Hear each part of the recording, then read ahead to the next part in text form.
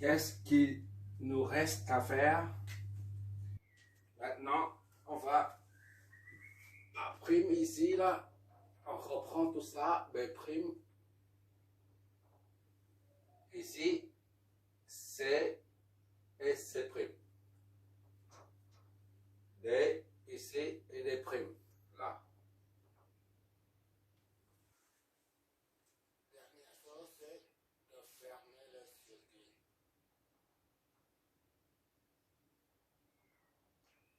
Ça, c'est ce câble-là. D'accord? Et ce câble-là, du pôle négatif jusqu'à D prime. C'est là.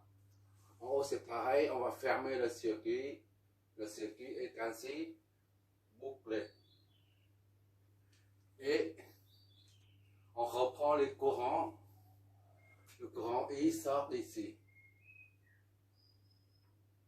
Du générateur de tension, il parcourt ce chemin, descend ici et traverse l'ampoule. Le récepteur R1 ressort de l'autre côté pour enfin retourner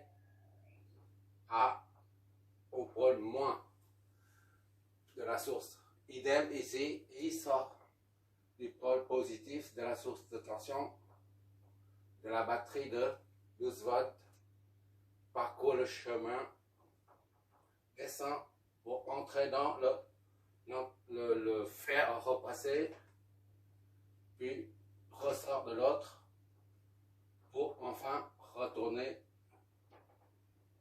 au pôle négatif de la batterie de voiture. Qu'est-ce qu'il y a à rapporter d'ici à là? Il reste la différence de potentiel aux bornes de chaque élément récepteur. D'accord? V, A', B'. C'est pas compliqué tout ça. V, A', B'. Idem, ici V, C', D'. Aux bornes de C' et D'. D'accord?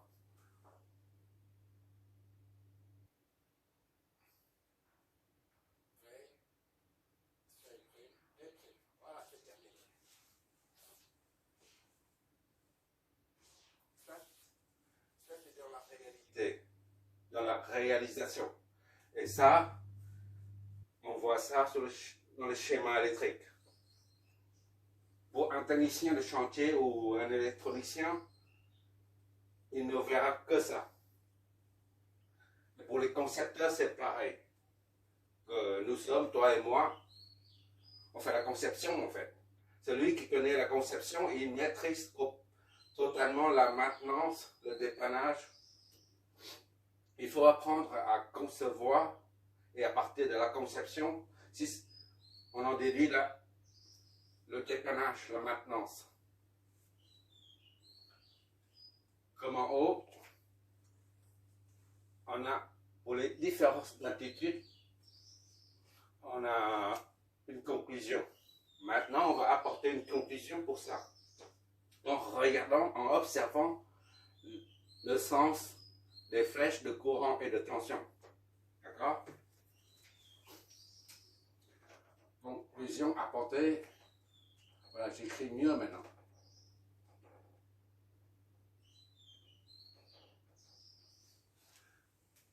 On remarque ici que pour une source de tension, le sens de la flèche de courant et le sens de la flèche de la différence de potentiel s'orientent dans le même sens. En d'autres termes, la flèche de courant, la petite flèche là, et la flèche de différence de potentiel s'orientent dans le même sens. Idem ici, c'est une source de tension. Ou une source de courant, c'est la même chose. La flèche de courant, la petite flèche là, et la flèche de différence de potentiel s'orientent dans le même sens. Tandis que, par contre, pour un récepteur, R1 ou R2, les deux flèches s'opposent. D'accord? Ici, c'est pareil. Les deux flèches s'opposent. La conclusion, c'est que pour une source de courant ou de tension, les deux flèches, la flèche de courant et la flèche de tension, s'orientent dans le même sens. Et pour un récepteur, la flèche de courant et la flèche de tension s'opposent. Voilà, comme conclusion. Et cette conclusion, on l'a baptisée, on la baptise, on va nommer comment? La convention.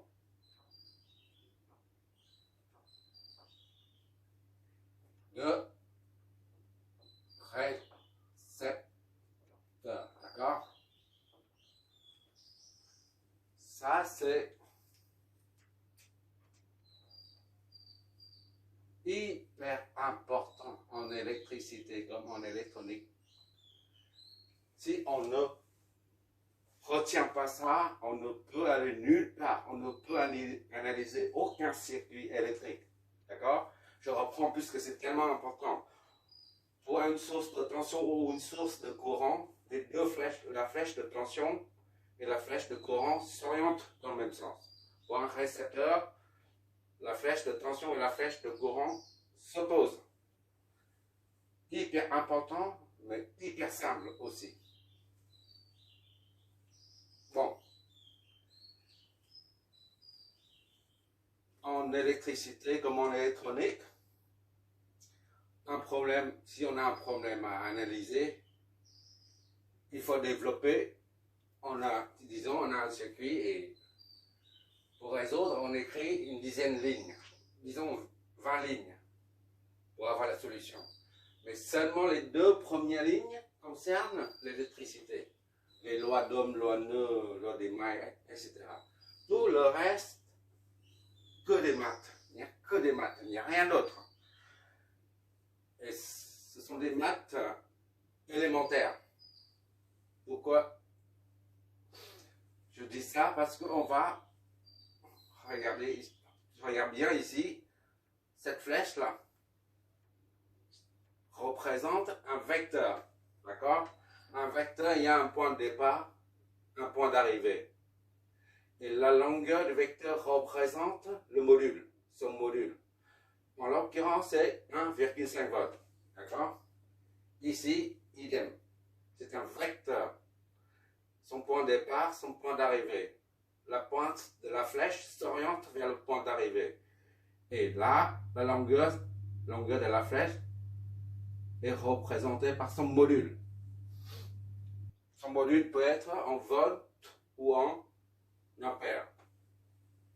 Bon, ça c'est un petit rappel mathématique parce qu'on va utiliser l'addition des vecteurs. Bon, maintenant on peut oublier ça, on va appliquer tout ça là, la convention de récepteur à un circuit électronique réel. Bon. Ici, supposons qu'on a là c'est une source de tension. On a une source de tension ici. D'accord. Qui fait combien? J'ai dit ça. 30 volts. Une source de tension V1 de 30 volts. 30 volts. D'accord? Et comme il s'agit d'une source de tension, on met un plus et un moins. Tout simplement. Et deux fils conducteurs avec deux bornes de connexion. Voilà. Comme ici. Supposons qu'on a une autre source de tension.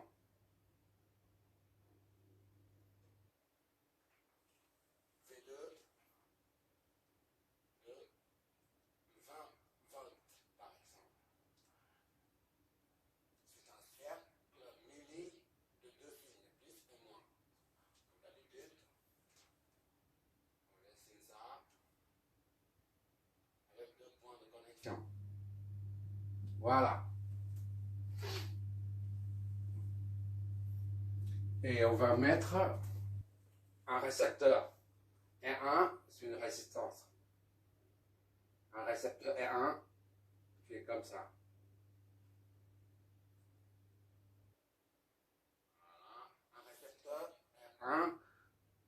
résistance est de 2 kΩ. D'accord? Et le deuxième récepteur,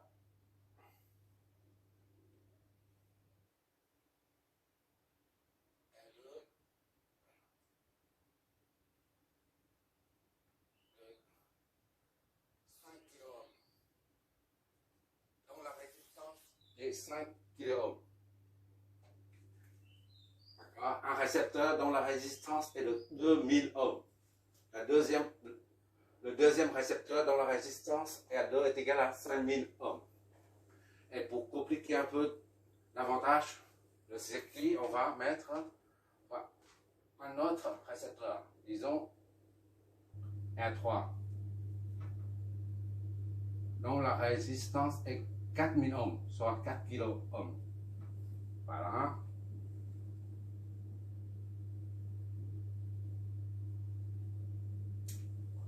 Alors, je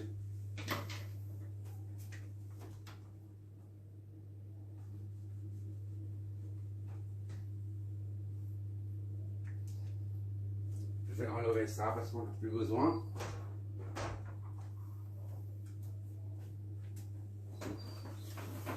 On met ça ici. Ah, c'est la misère. C'est la misère. C'est la misère du monde. Quelle misère.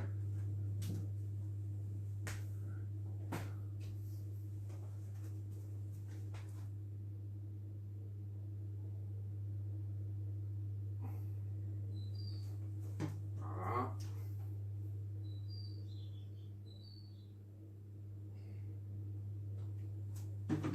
Maintenant, on va fermer le circuit.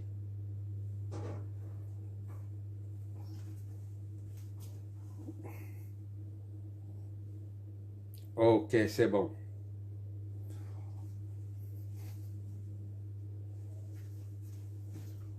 On va fermer le circuit. Voilà.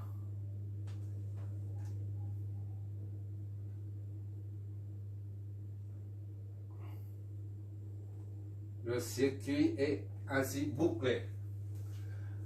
Maintenant, il s'agit de trouver les courants, les tensions aux bornes de chaque élément du circuit. D'accord? Le sens des courants et le sens de la différence de potentiel. Alors, comment faire? Pour analyser ce circuit, on passe par 3 étapes et demie, disons. 3 étapes. La première, c'est préparer le circuit à l'analyse.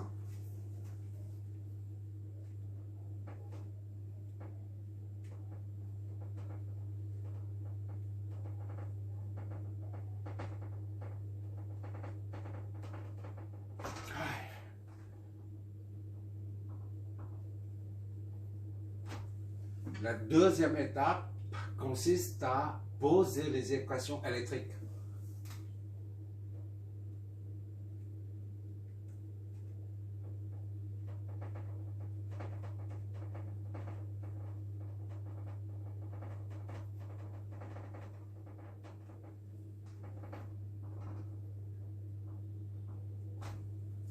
La troisième étape, c'est de combiner toutes les équations électriques pour les résoudre.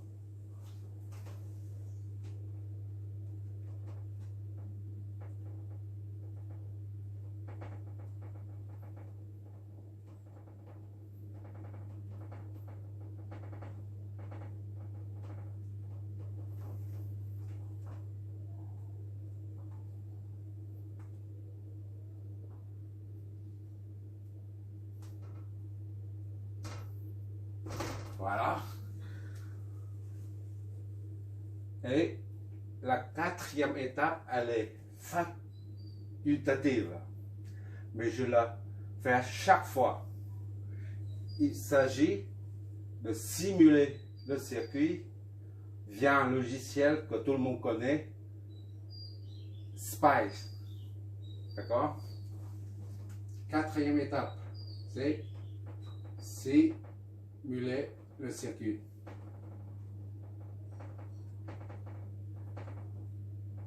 Via le logiciel.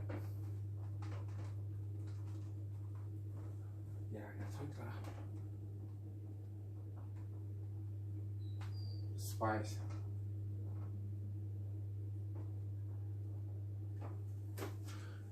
Les concepteurs de ces des circuits intégrés, les chips, on dit, ils font chaque fois la simulation. Puisqu'en électronique, si on ne simule pas, c'est impensable de nos jours.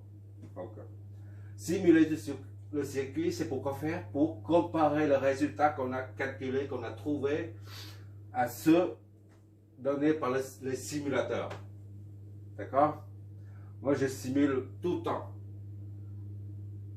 Tu vas voir, chaque problème traité ici sera simulé à la fin. Sinon, ce ne sera pas valable. D'accord? Bon. On y va. On va attaquer la préparation du circuit à l'analyse. Qu'est-ce que ça signifie? Et bien, comme tout à l'heure,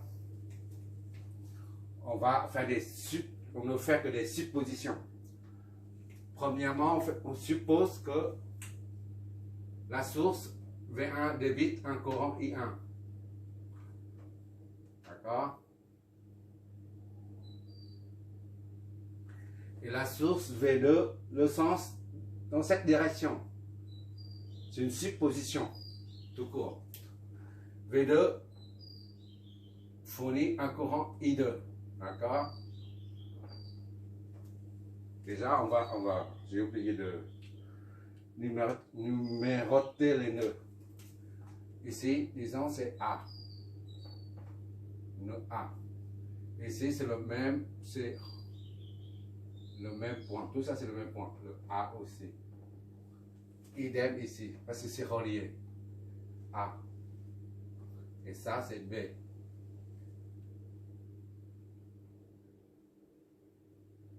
Ici, c'est C. Et ici, c'est O.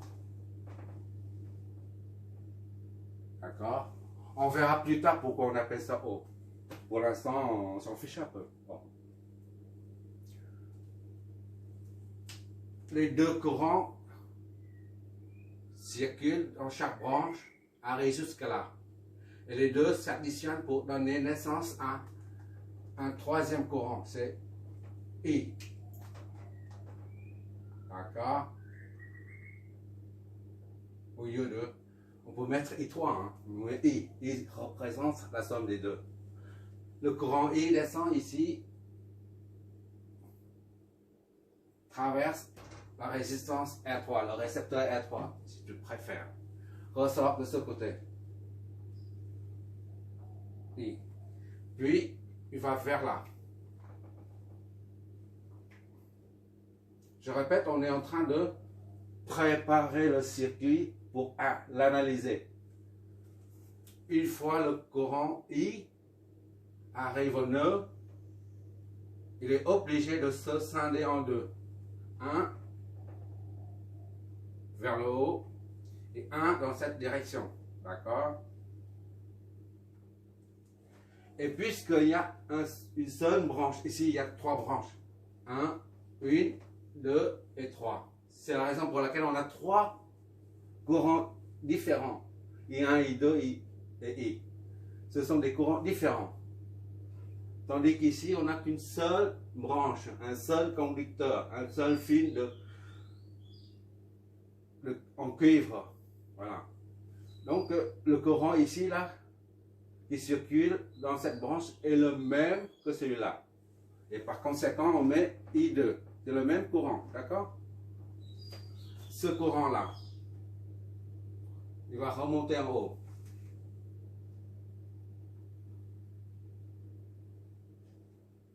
Donc, il va remonter en haut.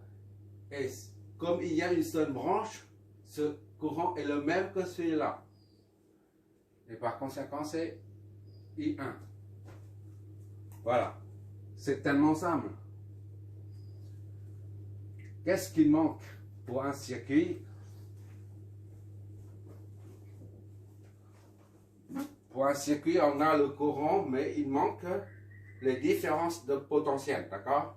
On a la source, les sources, on a les récepteurs, on a les courants qui circulent dans les branches. Il manque la différence de potentiel aux bornes de chaque élément. Que ce soit un récepteur ou une source de tension, il faut flécher les tensions.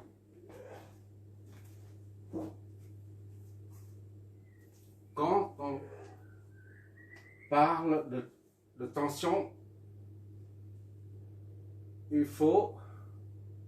on entend par là, il s'agit d'une différence de potentiel, d'accord? Tension signifie différence de potentiel.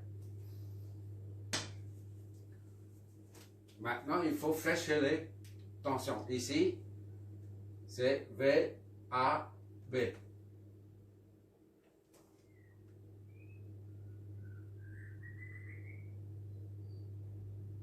VAB.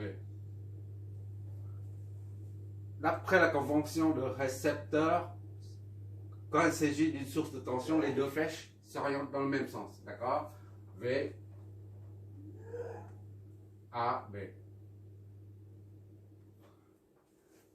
Et ça, c'est une source de tension. La flèche de tension et la flèche de courant s'orientent dans le même sens.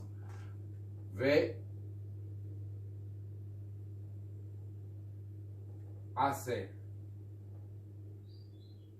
D'accord? AC. Maintenant, il nous reste trois récepteurs. R1, R2, R3 à flécher.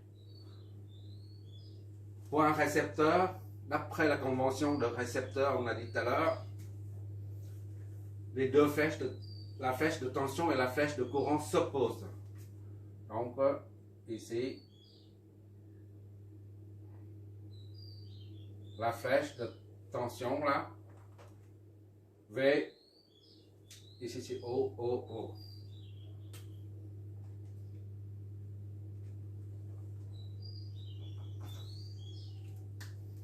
V, on part de la pointe de la flèche jusqu'au pied. V, O, B. Idem pour ce récepteur.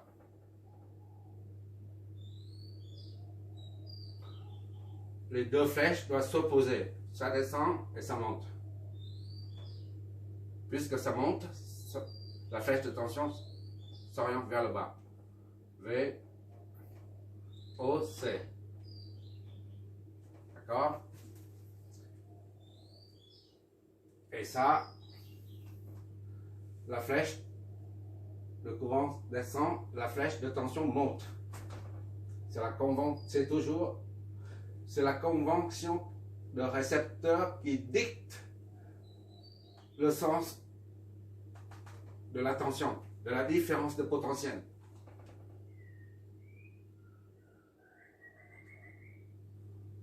V, A, O. D'accord? Ici, c'est différent que là. Bon. Ça. Ici, on met les potentiels.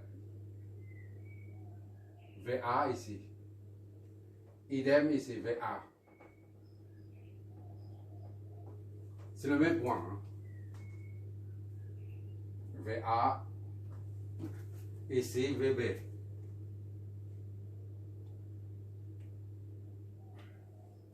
VC. J'utilise ces flèches-là, ça vient du génie civil. VC. Et enfin, ça, VO. Potentiel au point O. On met un seul. VO. Bon, ici, c'est VO aussi. Ce sont des potentiels à chaque point du circuit. VO. Une dernière chose. On a, comme on a dit, pour une source de tension, quand c'est marqué 30 volts ici, Ça signifie au pôle positif, on a 30 volts. Et au pôle négatif, on a 0 volts. D'accord? Ici, c'est la même chose. Pour une source de tension 20 volts, cela signifie qu'au pôle positif, on a 20 volts. Et au pôle négatif, on a 0 volts. Donc ici, c'est le 0 volt de la source de tension. D'accord? C'est le 0 volt absolu. De même qu'ici. 0 volt qui se trouve ici, là, c'est un 0 volt de la source de tension V1. Il s'agit d'un 0 volt absolu. Maintenant, pour résoudre le circuit, il faut un autre 0 volt. 0 volt de l'ensemble de tous les éléments du circuit. C'est-à-dire le 0 volt du circuit. On prend ici le 0 volt du circuit. D'accord? On fixe arbitrairement ce point à 0 volt. D'accord? Donc ici, 0 volt. C'est un 0 volt arbitraire. D'accord? Pourquoi il faut un 0 volt général? Ça, c'est un 0, on a dit 0 volt absolu. 0 volt absolu. Qui a un rapport avec la source de tension en question. Là. Ici, par contre, c'est un 0 volt relatif. Qu'est-ce que ça signifie? Relatif, puisqu'on a mis ça ici, là, 0 volt. On peut très bien mettre le 0 volt ici, par exemple. Ou là, celui-là, on met ici. Ou là, on met là. D'accord? À 0 volt. On peut mettre 0 volt ici. Si on met le 0 volt ici, là, on fait tous les calculs par rapport à ce niveau 0 volt. D'accord? C'est un 0 volt de référence pour les calculs. Pour les calculs seulement. D'accord? Et là, si le 0 volt se trouve ici, les calculs qu'on va effectuer seront faits par rapport à ce 0 volt. Par contre, si on fixe ce point à 0 volt de référence, tous les calculs seront menés par rapport à ce 0 volt. D'accord? C'est la raison pour laquelle on dit relatif. Bon.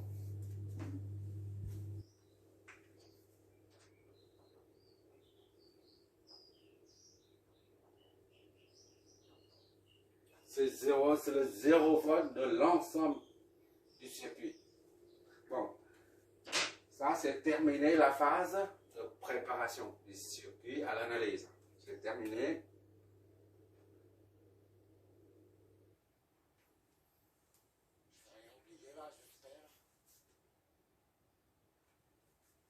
Et tension au combat. Ok.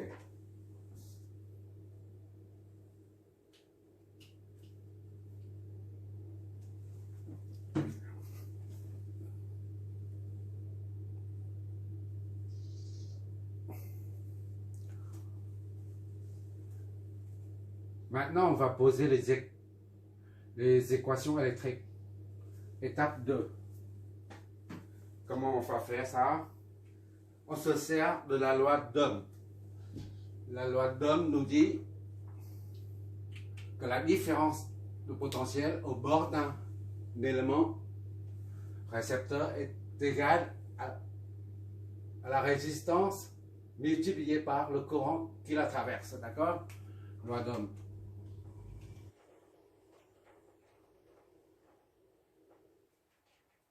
La différence de potentiel au bord d'un élément récepteur est égale à la résistance, à sa résistance R fois le courant qui la traverse.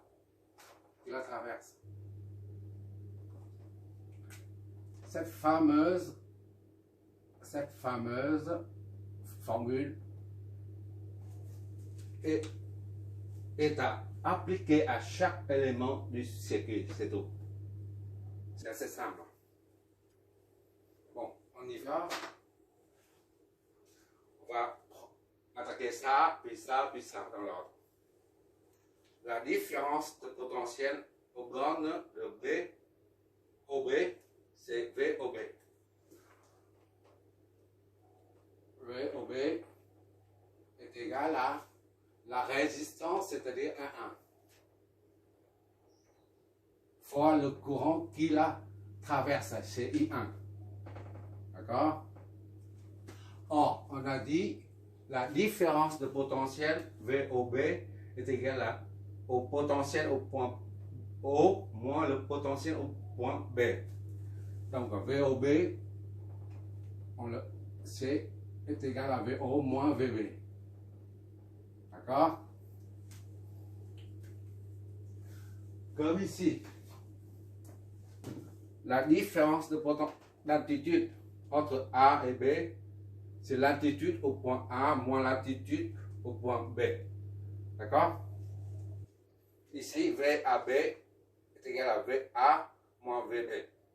1,5 moins 0, ça donne 1,5. D'accord? On applique ça.